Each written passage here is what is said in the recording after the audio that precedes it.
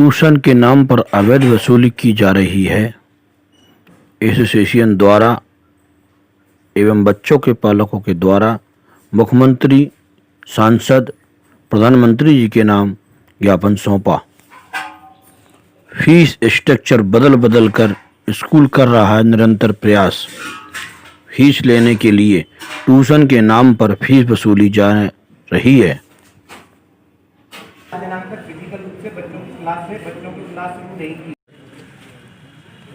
आज शहर के पालकगण जिनके बच्चे विभिन्न स्कूलों में पढ़ते हैं, सब स्कूलों की फीस के संबंध में की जा रही मनमानी को लेकर कलेक्ट्रेट परिसर में उपस्थित हुए हैं और हम लोग माननीय प्रधानमंत्री जी, माननीय मुख्यमंत्री जी, सांसद, राज्यसभा सांसद, गुना क्षेत्रीय विधायक, इन सब के नाम ज्ञापन देने के लिए कलेक्टर महोदय गुना को आए।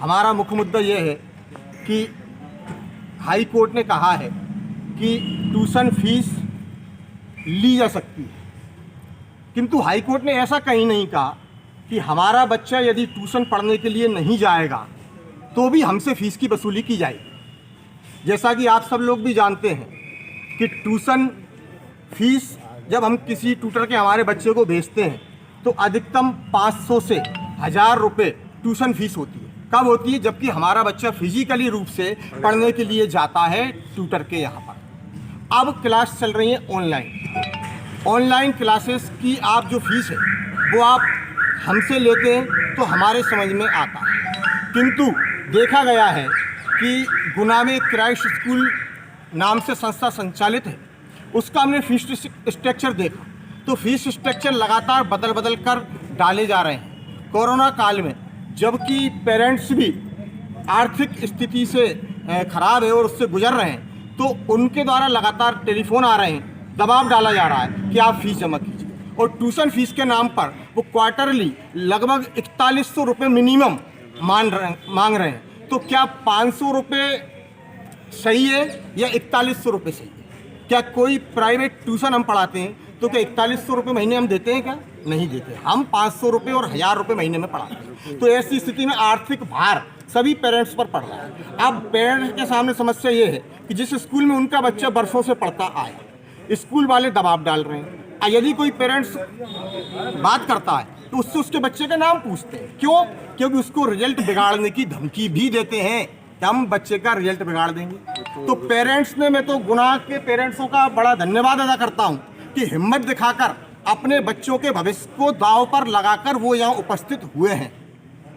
तो ऐसी स्थिति में हमारा माननीय कलेक्टर महोदय के माध्यम से प्रधानमंत्री जी से, मुख्यमंत्री जी से, राज्यसभा सांसद से, क्षेत्रीय विधायक से, क्षेत्रीय सांसद से हमारा मांग है कि भाई ट्यूशन फीस एक तो निर्धारित की जाए कि ट्यूशन फीस माने क्या, ट्यूशन फीस की डेफिनेशन होना चाहिए।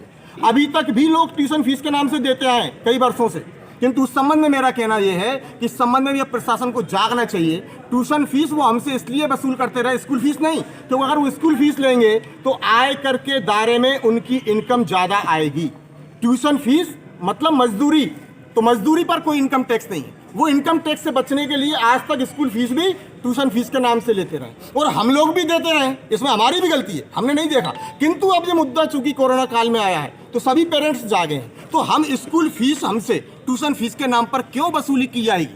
इसलिए इस ट्यूशन फीस का निर्धारण शासन करे और हम जितने पेरेंट्स हैं उनकी मांगों को ध्यान में रखते हुए विभिन्न स्कूल प्रशासन को बुलाए और उनसे बात करें। अभी भी आपका निराकरण नहीं निकलता तो अगला कदम क्या? देखिए, हमने हमारे ज्ञापन में साफ चेतावनी दी है।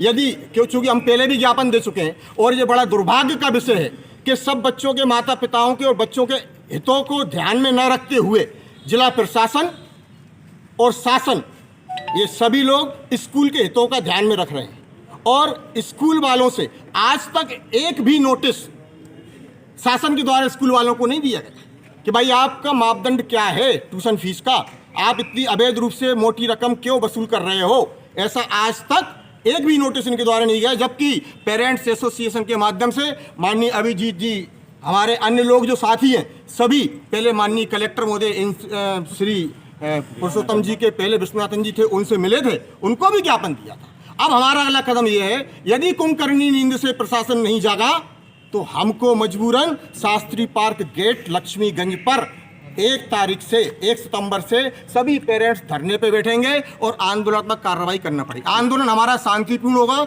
हिंसात्मक कार्रवाई हमारे आंदोलन में बिल्कुल भी नहीं की जाएगी। सब अहिंसात्मक तरीके से, गांधीवादी तरीके से हमारा आंदोलन चलेगा और प्रशासन को जागना पड़ेगा। ठीक।